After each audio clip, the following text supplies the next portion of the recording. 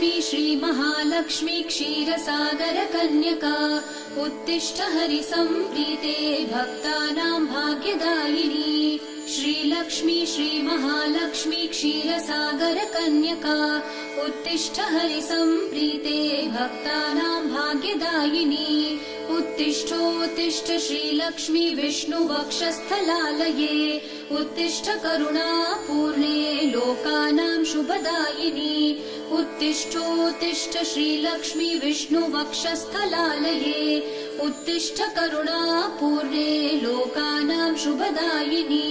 श्रीपद्ममध्यवसिते वरपद्मनेत्रे श्रीपद्महस्तचिरपूजित पद्मपादे श्रीपद्मजातजननी शुभपद्मवक्त्रे श्रीलक्ष्मी भक्तवरदे तव सुप्रभातम्।